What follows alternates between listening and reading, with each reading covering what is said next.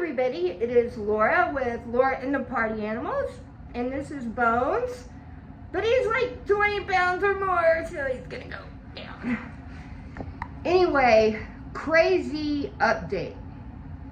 Yesterday, and today is January the 3rd, by the way, it's probably like 6 p.m. So last night, I had put out, regarding the Cybertruck, I would never believe that somebody in the United States military that was an expert on explosives and many other things, right, would be unable to blow that car up. Like, they would have had a way more deadly explosion if they wanted to, right?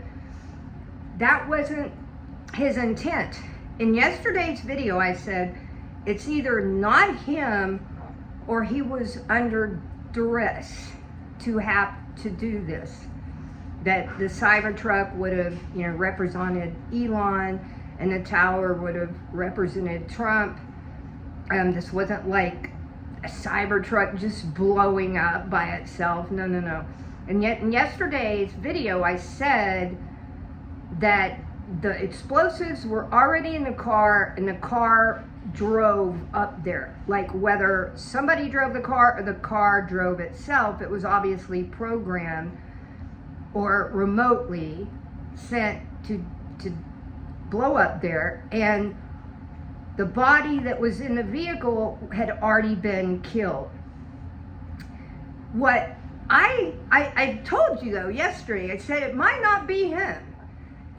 DNA tests have come back, and his son does not match the military guys. So who's the body in the car? Well, a manifesto showed up, and I guess it was to one of his friends that he wrote. In a manifesto, it talks about war crimes back in 2019, and people would have never been held accountable for these war crimes. So who's going to be the body in the car? The first thing they need to start with is what high profile, not necessarily even high profile, what really involved people back in Afghanistan would have been involved in war crimes. That's who's going to be the body, people. That's going to be the body.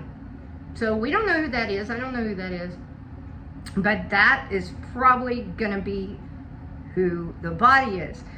Now, in the manifesto, the military guy talks about trying to make it to Mexico, but the FBI, he's like, well, I'm not going to make it. The FBI is aware of me. They're going to take me out. They know I have all these explosives.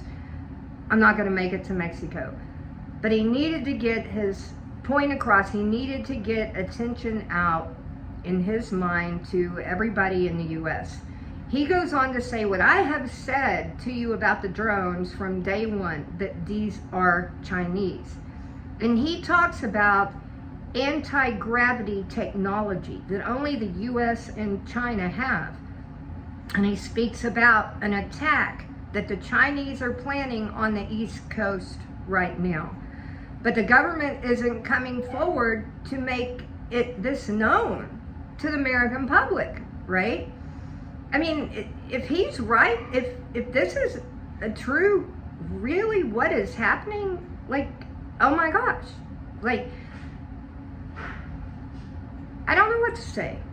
I really don't. But he did go on to say that this is alien technology. So all of you people that always think us conspiracy people are crazy, we're proven not to be crazy. In yesterday's video, I told you I wouldn't go more on it, and I really won't, but I told you need to start researching the chip. This is coming next. And people are like, how do you know this stuff? Well, I've known this stuff for over a decade, and I've actually reported on some of this stuff 10 years ago. But and many, many things that are just now coming to light almost a decade later. But I couldn't come forward on a lot of it, and some things I still aren't. I'm still not. But anyway, so the guy, you know, wants to expose war crimes. I guess that was his first motive. And then the other one's trying to warn the public, hey, these are Chinese drones above you, and an attack is fixing to happen. And we, the U.S. and China, are not making any of their people aware of the anti-gravity technology that they are using, any of the technology they are using.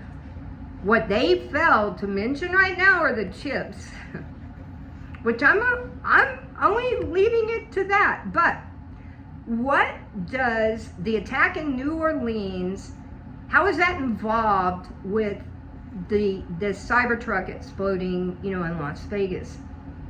Well, Fort Bragg is the main area that our government is testing and educating in, and, you know, researching in psychological warfare. Now, both of these guys were at Fort Bragg at what appears to be the same years, okay? And that is the main research center for psychological warfare. Again, I don't even know if how much I want to say about what I know, right? So we're only going to say with the facts that we know right now, or at least what is out in the media that everyone can go see right now. So yeah, that's crazy, right? Just crazy. So be aware of your environment. Watch everything around you. Make sure that you have those items. You know, if you're not a prepper, you need to become one. You need to make sure that you have the resources to keep you alive and your family alive for at least 30 days. I will try to put out more, hopefully, actually, maybe this week. I'll try to bring some of those products out again. You can find some of these videos in my earlier videos showing you some of the stuff that you need.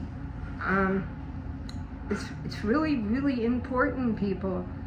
The supply chain could go down, and then what? Like, what are you going to have? What are you going to do? Who are you going to rely on? Who are you going to team up with? Who's going to be there for you? And what are you going to do about it? How are you going to keep yourself and your family safe? And the first thing you can do is start preparing to have those products that you need to survive. And make sure you take care of your pets, okay? Because that's really important. All right. See you guys later. Have a good night.